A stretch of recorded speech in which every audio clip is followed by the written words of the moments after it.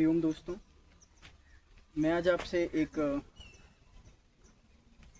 बात है जो काफ़ी दिनों से मेरे अंदर उछल कूद कर रही थी, तो मैंने सोचा कि वीडियो के जरिए आपके साथ इस चीज़ को साझा कर लूं। बहुत से लोग बोलते हैं कि मैं धार्मिक हूं, मैं बहुत ज़्यादा धार्मिक हूं, मैं आस्थावान हूं, मैं सनातनी हूं, मैं संस्कृति को बहुत मानता हूं, मैं अपनी सभ्यताओं को बहुत मानता हूं और मैं ईश्वर को बहुत मानता हूं। ले देखिए, बहुत ज़्यादा धार्मिक, हम एक तरीके से बोल सकते हैं कि ये कट्टर, जो धर्म के प्रति बहुत कट्टर है। तो आप मुझे बताइए कि हम धार्मिक हैं कि हम केवल धार्मिक होने के एक आडंबर करे हुए हैं, हम एक धर्म की चादर ओढ़े हुए हैं। आप एक बात समझना कि आप मंदिर जाते हो, डेली मंदिर जाते हो, नियमित मंदिर जाते हो, और मंदिर जाते समय आपका कम से कम 75% समय, 75% जीवन आपका मंदिर जाने में लग गया।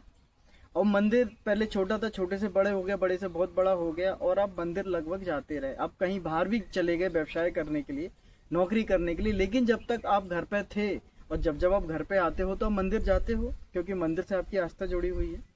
लेकिन आप एक बात बताइए, क्या हमारा मंदिर जाना ये आस्था का कारण हो सकता है या आस्था का विषय हो सकता है? हाँ, आस्था का विषय हो सकता है तब, क्योंकि हम केवल मंदिर जाते हैं। अगर मंदिर जाने से हमारे आचरण में कोई बदलाव नहीं आया है, हमारे आचरण में सौम्यता नहीं आई है, हमारे आचरण में एक प्रेम भाव नहीं आया है, तो मंदिर जाने का हमारा क्या मतलब? अब आप बोलेंगे हमारा तो नियम था मंदिर जाने का। तो आप एक बात बताइए, हम किसी गलत रास्ते पर अगर चले जाते हैं और पता पड़ता है कि हमारी मंजिल तो आ ही नहीं रही है, तो हम उस रास्ते को बदलते हैं, क्योंकि भैया इस वाले रास्ते पे हमारी मंजिल है ही नहीं, इसका मतलब ये रास्ता गलत है। तो हमें समय समय पे अपने जीवन में ये विचार करके देखना चाहिए कि हम जिस रास्ते पर चल रहे हैं वो हमें अपनी मंजिल तक ले भी जाएगा, कि हम केवल निराट एक मूर्खतापूर्ण जीवन जी रहे हैं, हम आंख बंद करके उस रास्ते पर चले जा रहे हैं। फिर होता क्या है कि हमारा पूरा जीवन काल इन सब चीज़ों में निकल जाता है, लेकिन हम जिसके लिए हमारा जन्म हुआ है, ईश्वर ने हमें जिसके लिए जन्माया है, हम उसी चीज़ से वंचित रह जाते हैं। अब देखने में आता है कि हमारा पूरा जीवन निकल जाता है, हम सारी चीज़ एकत्र कर लेते हैं, पैसा कमा लेते हैं, मकान कमा लेते हैं, धन कमा लेते हैं, गाड़ी घोड़ा, जमीन जायदाद, दौलत, शोहरत, समाज, मान प्रतिष्ठा, आपने सब कमा लिया। बस आपने वो ही नहीं कमाया जो सबसे ज़्यादा जरूरी था, जो सत्य था, आपने वो ही नहीं कमा पाया। सत्य मतलब आपका स्वभाव।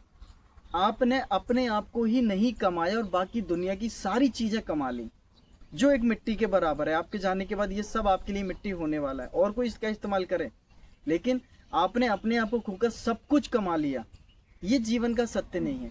आप सब कुछ खोकर अपने आप को ही कमा लीजिए, तो वो सब कुछ पाना हो जाएगा। कभी आपने देखा होगा कि कोई संत महात्मा फकीर ऐसे ही पड़ा रहता है, पेड़ के नीचे जंगल में ऐसे पड़ा रहता है, और वो अपने जीवन में बड़ा संतुष्ट रहता है। उसने सब कुछ पा लिया है, क्योंकि उसके लिए सब कुछ उसका स्वभाव है, उसके लिए सब कुछ उसकी आत्मा है, उसके लिए सब कुछ उसका साक्षीपन है, उसका दृष्टापन है, उसका परमेश्वर है, परमात्मा है, भगवान है, उसके लिए सब कुछ। लेकिन हमारे लिए सब कुछ क्या है? हमारी दौलत, शोहरत, ऐश्वर्य, धन, वैभव, मान प्रतिष्ठा, ये हमारे लिए सब कुछ है।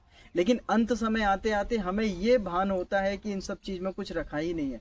फिर हम फ्रस्ट्रेशन में चले जाते हैं, डिप्रेशन का शिकार हो जाते हैं, और आए दिन हमारे देश में आत्महत्याएं होती रहती हैं, आदमी सुसाइड करता रहता है, क्योंकि वो जिस चीज़ के लिए बना था उसने वो ही नहीं पाई, बाकी सारा कुछ पा लिया। और जिस चीज़ के लिए बना था वही चीज़ उसने नहीं पाई, उससे ही वंचित रह गया। तब जो उसका वंचितपन है, जो उसकी आकांक्षा है, जो इच्छा है, वही इच्छाएं दूसरा जन्म लेती हैं, वही इच्छाएं अलग अलग योनियों में जाती हैं, जिनको हम 84 लाख योनियां बोलते हैं। फिर हम अलग अलग योनियों में भटकेंगे, फिर जीव जंतु, पशु पक्षी आदि सब कुछ बनेंगे। इसलिए ये सब क्यों?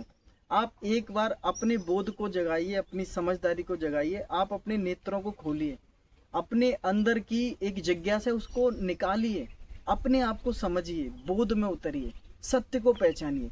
जब आप एक बार अपने सत्य को पहचान लेंगे तो आपको पता पड़ेगा कि हाँ, सत्य जीवन तो यही है।